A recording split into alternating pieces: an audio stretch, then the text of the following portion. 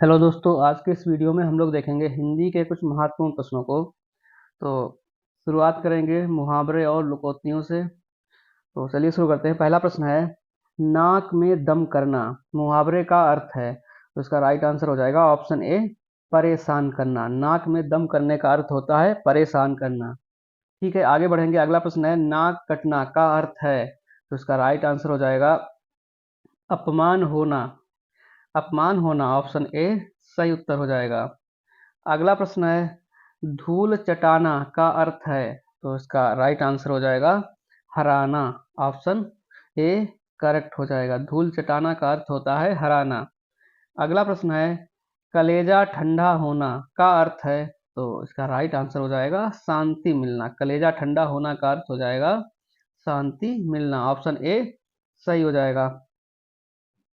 अब अगला प्रश्न है, आसमान सिर पर उठाना। तो इस प्रश्न का जो राइट आंसर हो जाएगा बहुत शोर मचाना। ऑप्शन ए सही हो जाएगा। आसमान सिर पर उठाना का मतलब है बहुत ज़्यादा शोर मचाना। ठीक, आगे बढ़ते हैं। अगला प्रश्न है, नाक में नथ डालना। तो इसका राइट आंसर हो जाएगा नियंत्रण करना। नाक में नथ डालने का अर्थ होता है नियंत्रण में करना। अगला प्रश्न है, दांत खट्टे करना का अर्थ है। दांत खट्टे करना का अर्थ है हराना। ऑप्शन ए सही हो जाएगा। ऑप्शन ए करेक्ट है। आगे बढ़ते हैं। अगला प्रश्न है, आसमान से बातें करना। इसका क्या अर्थ हो जाएगा। तो इसका राइट आंसर हो जाएगा बहुत ऊंचा होना। ऑप्शन ए सही हो जाएगा। आगे बढ़ते हैं। चेहरा उतर जाना का अर्थ है, क्या अर्थ है। उदास होना। ऑप्शन ए सही उत्तर है। ठीक है, बाल बाल बचना का अर्थ है मुश्किल से बच जाना। मुश्किल से बचना। ऑप्शन ए सही हो जाएगा। आगे बढ़ते हैं। अगला प्रश्न है, धूल फांकना का अर्थ है।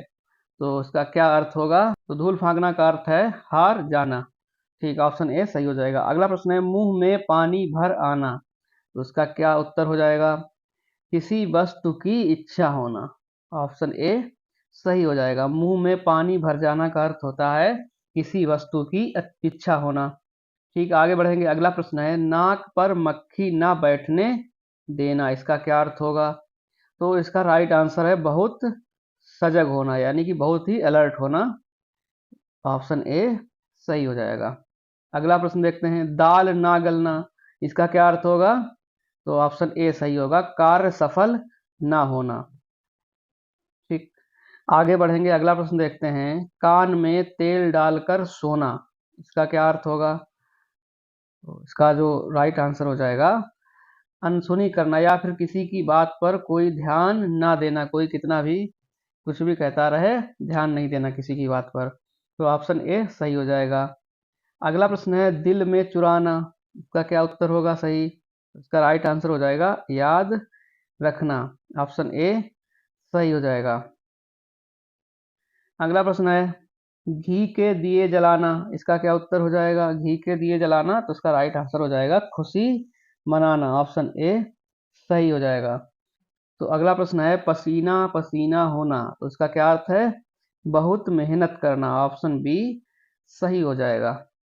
ठीक है, अब आगे बढ़ेंगे। पानी पानी होना। तो पानी पानी होने का अर्थ है बहुत शर्मिंदा होना, यानी बहुत ज़्यादा शर्मिंदा हो जाना। तो यही होता है पानी पानी होना। ठीक है, अगला प्रश्न है, नाक में दम होना। क्या अर्थ होगा। क्या इसका अर्थ होगा परेशानी में होना, गर्व होना, या खुश रहना, रोना। क्या हो सकता है। तो इसका राइट आंसर है ऑप्शन ए, परेशानी में होना। नाक में दम होने का अर्थ है परेशानी में होना। खून पसीना एक करना, इसका क्या अर्थ होगा। तो इसका राइट आंसर हो जाएगा ऑप्शन ए, बहुत मेहनत करना। खून पसीना एक करने का अर्थ है बहुत मेहनत करना। अब अगला प्रश्न है, हवा खा जाना। तो हवा खा जाना का अर्थ क्या है, भाग जाना। ऑप्शन ए सही उत्तर हो जाएगा, भाग जाना। अब अगला प्रश्न है, धूल में मिलाना। तो इसका राइट क्या आंसर हो जाएगा, मतलब किसी को बहुत बुरी तरीके से हरा देना या एक तरीके से नष्ट कर देना। तो ऑप्शन ए सही हो जाएगा, नष्ट करना।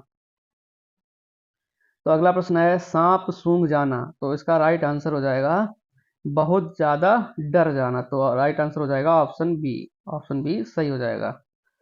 अब अगला प्रश्न है, हवा में उड़ाना। तो इसका क्या उत्तर हो जाएगा, व्यर्थ बात करना मतलब बहुत बड़ी बड़ी डींगे हाँकना, ऑप्शन ए सही उत्तर हो जाएगा।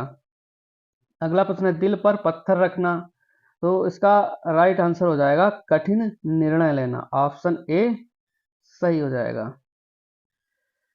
ठीक है, आगे बढ़ते हैं। अगला प्रश्न है रात दिन एक करना, तो इसका भी राइट आंसर हो जाएगा मेहनत करना, ऑप्शन ए सही हो जाएगा। अब अगला प्रश्न है हाथ धोना, मतलब हाथ धो के कोई काम के पीछे पड़ जाना या फिर बहुत ज़्यादा पीछे पड़ जाना, यही होगा इसका उत्तर, ऑप्शन ए पीछे पड़ जाना, ऑप्शन ए सही हो जाएगा। अब अगला प्रश्न है सिर चढ़कर बोलना, तो इसका राइट आंसर है हावी होना, किसी चीज़ का हावी हो जाना। ठीक है, आगे बढ़ेंगे। अगला प्रश्न है दिल जीतना, किसी को प्रसन्न करना, ऑप्शन ए सही उत्तर हो जाएगा इसका। ठीक है, अगला प्रश्न है बाल की खाल निकालना, तो बाल की खाल निकालने का अर्थ होता है बहुत सूक्ष्म आलोचना करना, ऑप्शन ए सही उत्तर हो जाएगा। अब आगे बढ़ेंगे और अगला प्रश्न देखेंगे आंख का तारा, आंख का तारे का अर्थ है बहुत प्रिय होना, ऑप्शन ए सही हो जाएगा। ठीक, आगे बढ़ेंगे। अगला प्रश्न है कलेजा मुंह को आना, इसका क्या अर्थ है बहुत डरना, ऑप्शन ए सही हो जाएगा। कलेजा मुंह को आना इसका मतलब हुआ कि बहुत ज्यादा डर जाना। नानी याद आना, तो इसका क्या उत्तर होगा सही, बहुत कष्ट उठाना, ऑप्शन ए सही हो जाएगा। आगे बढ़ते हैं। अगला प्रश्न है नाक रगड़ना, तो इसका क्या उत्तर हो जाएगा बहुत विनती करना, ऑप्शन ए सही हो जाएगा। बहुत ज्यादा विनती करना मतलब नाक रगड़ना।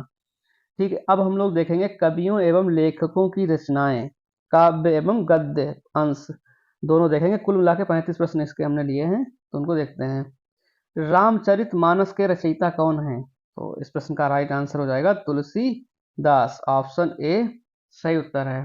ठीक है, अब आगे बढ़ेंगे। अगला प्रश्न देखेंगे गीतांजलि के लेखक कौन है या लेखक हैं, तो गीतांजलि के लेखक हैं रविंद्रनाथ टैगोर, ऑप्शन ए। तो आप लोग कमेंट करके बताइएगा इस किताब के लिए इन्हें कौन सा प्राइज दिया गया था। ठीक है, कामायनी के कवि कौन है, तो कामायनी के कवि हैं जयशंकर प्रसाद, ऑप्शन ए सही उत्तर है। अब अगला प्रश्न है गोदान किसकी रचना है, तो हम सभी को पता है बहुत ही प्रसिद्ध है मुंशी प्रेमचंद, ऑप्शन ए सही हो जाएगा।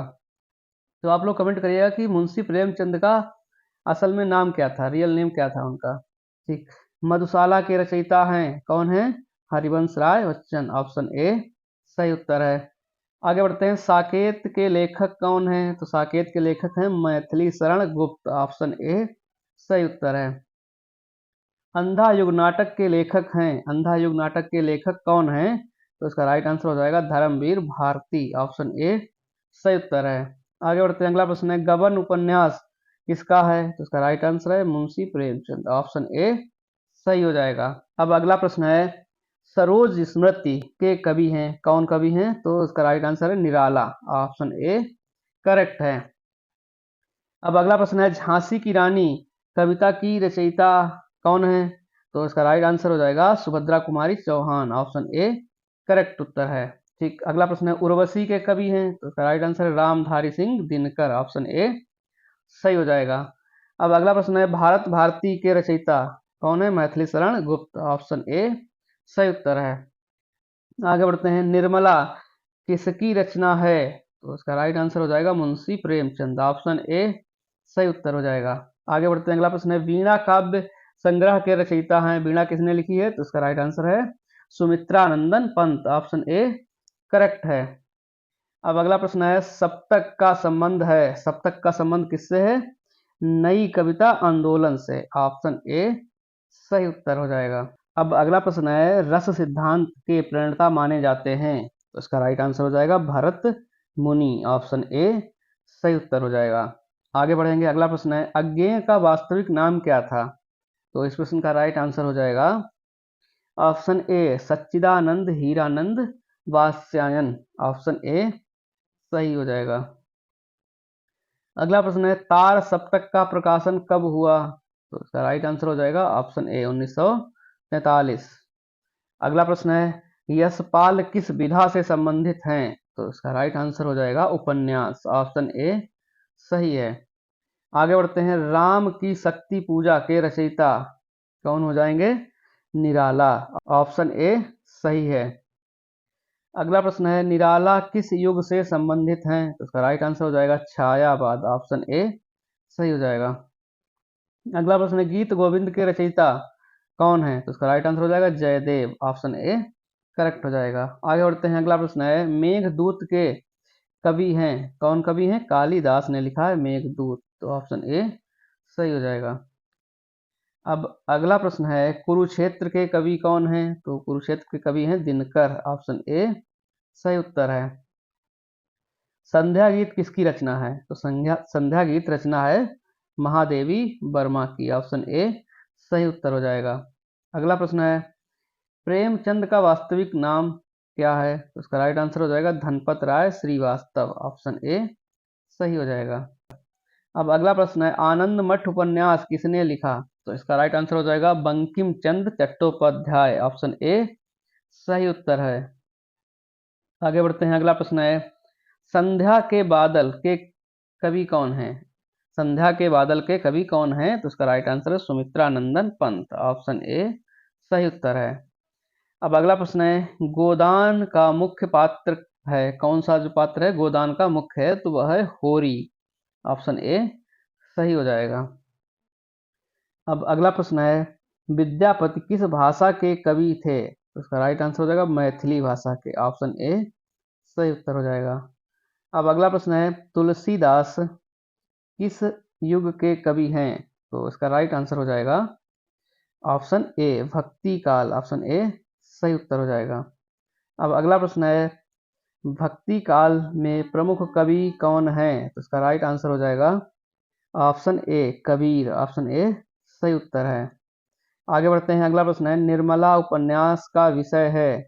तो इसका राइट आंसर हो जाएगा दहेज प्रथा। ऑप्शन ए सही हो जाएगा।